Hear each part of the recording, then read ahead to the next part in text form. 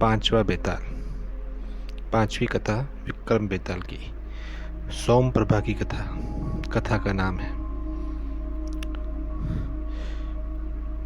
शीशम के वृक्ष से विक्रम ने पहले के भांति ही बेताल के नीचे उतारा और उसे कंधे पर लाद कर चुपचाप आगे बढ़ा। कुछ आगे चलने पर बेताल ने फिर से मौन भंग किया और वह बोला, राजन, तुम एक कष्ट कार्य में लगे हुए हो। तुम बेफजूल के कार्य कर रहे हो जिससे मुझे तुम्हें अत्यंत प्रिय हो गए हो। अंत में रास्ते में तुम्हारे श्रम को भुलाने के लिए मैं तुम्हें एक कहानी सुनाता हूँ। बहुत पहले उज्जैनी में हरिस्वामी नाम का एक सद्गुणी ब्राह्मण रहा करता था। वह राजा पुष्पसेन का प्रिय सेवक एवं मंत्री था। वह गृहस्थ ब्राह्मण की पत्नी भी उसी तरफ अनुरूप थी और हरिस्वामी की 2 संतानें थी। बड़ा देवस्वामी नाम का एक पुत्र और छोटा एक कन्या जिसका नाम सोमप्रभा। 2 संतानों का नाम है, एक पुत्र था, एक कन्या थी। सोमप्रभा बहुत सुंदर थी और अपने रूप, लावण्य, सुंदरता के लिए बहुत प्रसिद्ध थी। जब सोमप्रभा के विवाह का समय आया तो उसने अपने पिता से कहा, पिताजी, यदि आप मेरा विवाह करने के लिए इच्छुक है तो किसी वीर, ज्ञानी अथवा अलौकिक तंत्र विद्या जानने वाला उसके साथ मैं अपना विवाह करूंगी जो त्रिलोकी शक्तिशाली हो। अन्यथा मैं किसी से विवाह नहीं करूंगी। ये उस कन्या की शर्त थी। यह सुनकर हरिस्वामी उसके लिए उसकी रुचि का वर ढूंढने के लिए चिंतित होने लगे। उसी समय राजा ने हरिस्वामी को अपना दूत बनाकर दक्षिण देश के एक राजा के साथ संधि करने के लिए भेजा, क्योंकि वह राजा युद्ध करने के लिए तैयार हो गया था।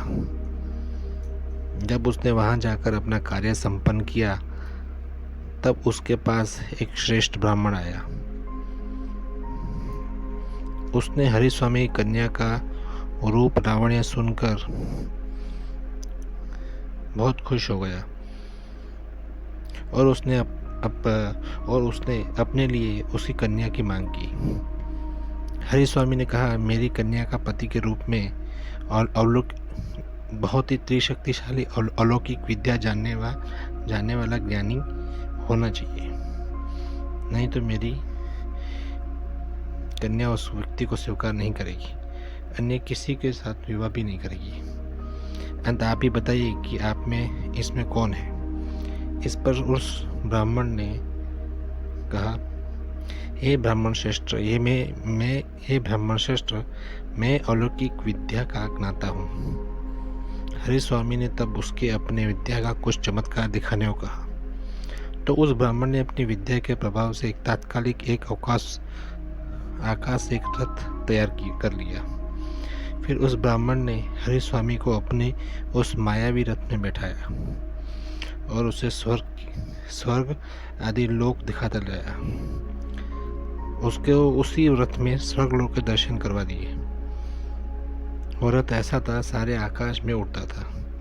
इसके बाद संतुष्ट होकर हरिस्वामी को वो दक्षिण देश के राजा की उस सेना के पास लौटा लाया जहाँ वह अपने काम से आया था। तब हरिस्वामी ने उस अलौकिक विद्या ने जानने वाले पुरुष के साथ अपनी कन्या का विवाह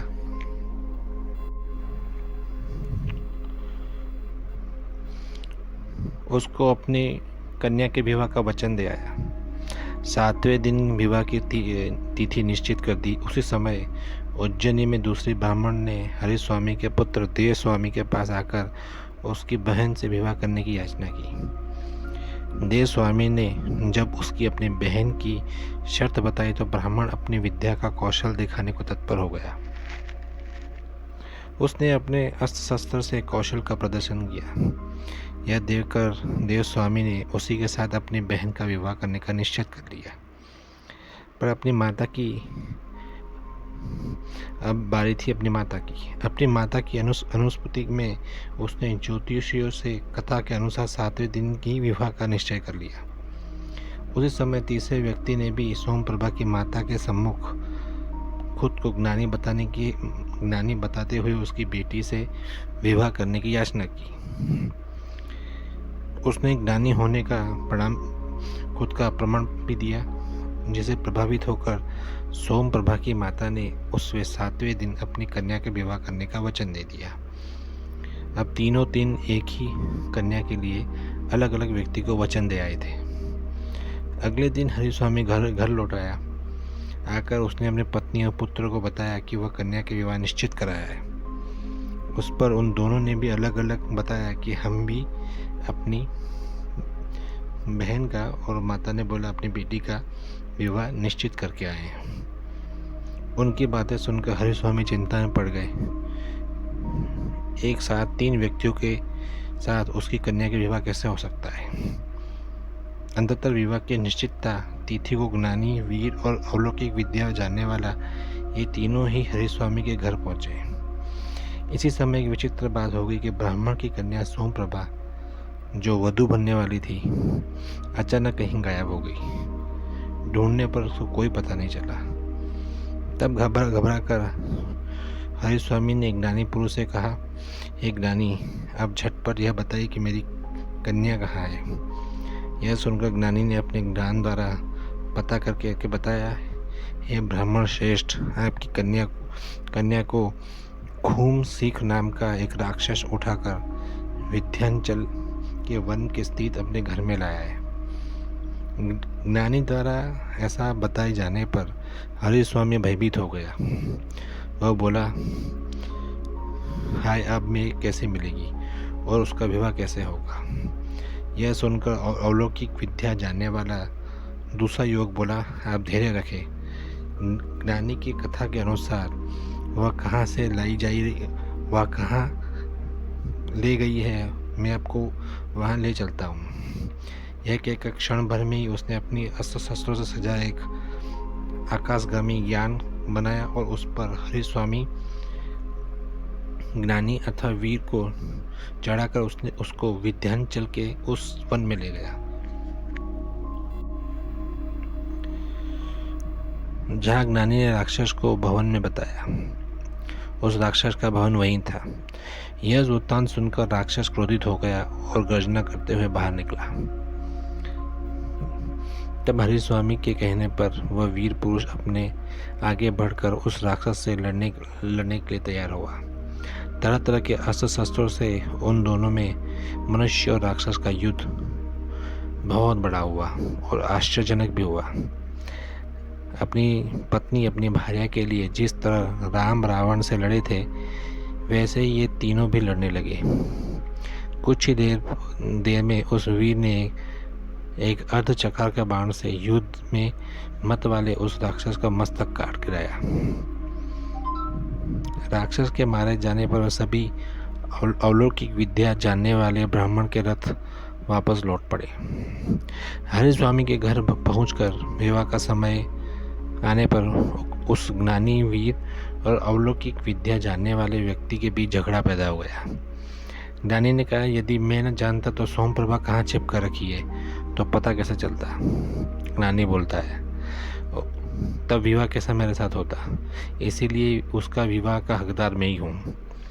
लेकिन अलौकिक विद्या जानने वाला व्यक्ति बोला, यदि मैं आकाशगामी रथ न लाया होता तो वहाँ कैसे पहुँचते।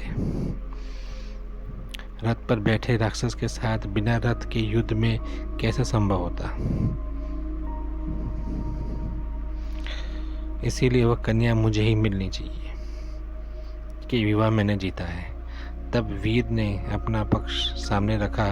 वह बोला, यदि मैंने अपनी शक्तियों से राक्षस का संहार न किया होता तो आप लोगों के प्रयत्न करने पर भी वो कन्या आपको नहीं मिलती। आप वो कन्या कैसे ला सकते थे। इसलिए इस कन्या पर तो मेरा ही अधिकार बनता है। यह कन्या मुझे मिलनी चाहिए। इस प्रकार उन तीनों के बीच झगड़ा सुनकर हरिस्वामी का मन उपद्रव हो गया और वह अपना सिर पटक कर बैठ गया। इतनी कथा सुनाकर बेताल ने विक्रम से पूछा, राजन, अब तुम ही बताओ, ये कन्या किसको मिलनी चाहिए, नानी को